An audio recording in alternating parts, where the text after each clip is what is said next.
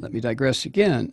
I don't think necessarily those are stories being floated by Clinton supporters. I mean, we have had 8 years of watching Obama. I don't care what you think of Obama. I don't care what I think of Obama. We have had 8 years of watching Obama, ostensibly a Democrat, trying to get work done for the country, and watching these filthy Republicans stop it at every turn. It's not going to change with Clinton. So that's why I say blank check, no, I'm sorry. And as far as giving her time to carry out her agenda, nobody gives anybody any time anymore. Come on. So, and I don't think these stories are being floated by Clinton supporters about how difficult it will be for her to get parts of her agenda through a Republican-controlled Congress. I think it would be impossible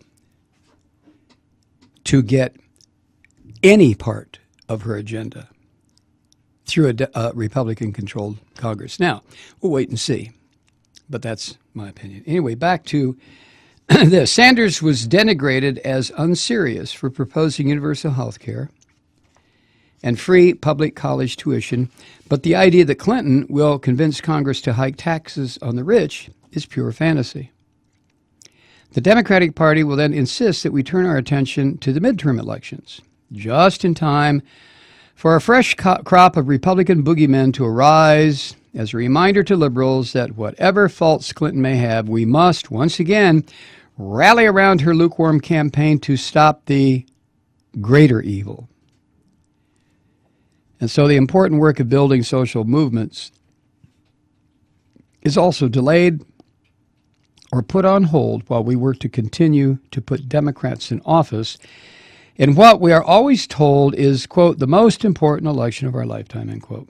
This is a vicious cycle that has paralyzed the broad left from forming independent organizations and political parties that can weather the ups and downs of the election season.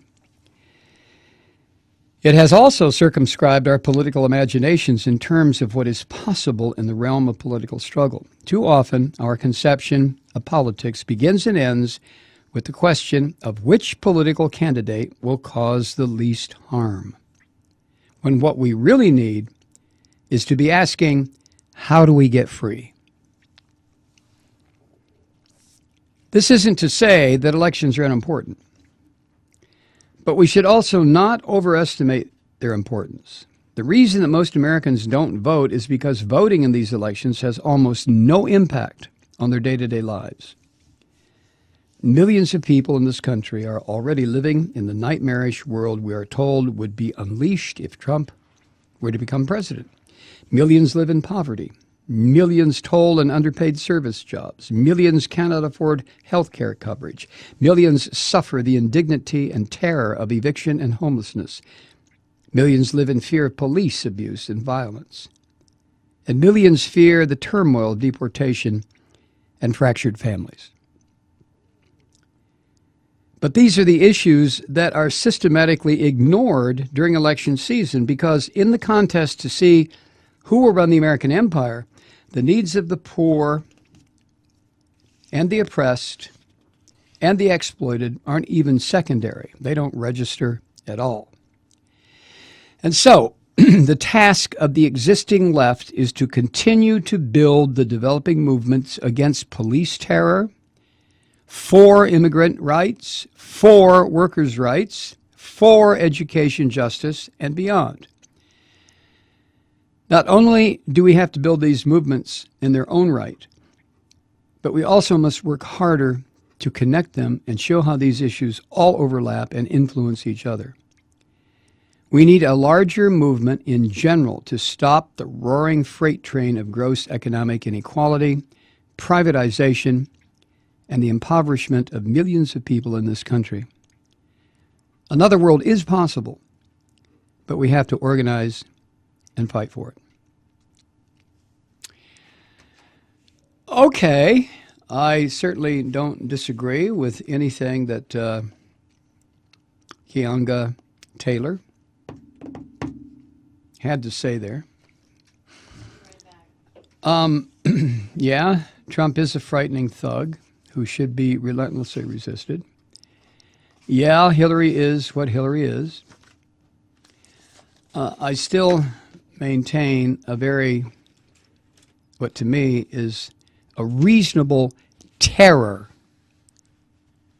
of what will happen where it concerns the justice system in this country with Trump as a president. He's already made it clear that this country will be turned into a police state. Now, he's talking about it for using this police state against so-called illegal immigrants. But once you have that structure set up, that apparatus set up, well, we're going to do this. We're going to have flying squads. You're going to increase ICE by 3 times. Blah, blah, blah, more prisons, more detentions, more this, more that. Okay, fine. But once you create that superstructure, how do you get rid of it? How do you prevent it from being used against the next group? If you have an idea of how that's done, for Christ's sake, email me. Use an historical reference for me. I'd love to see it. How do you resist a police state superstructure once it has been put into place? How do you do it? As far as I'm concerned, I can only think of one way. Bloody, fucking, violent, open-ended, unending, death-dealing revolution. Where, for the most part, everything is destroyed. And whoever survives, when they start building the new infrastructure, it looks alarmingly like the old. So, somebody, write to me. Tell me what you think is the best way, or will be the best way, to overcome or resist, or both, the police state that Trump has said over and over again, using the immigration issue as his framework, that he's going to put in place.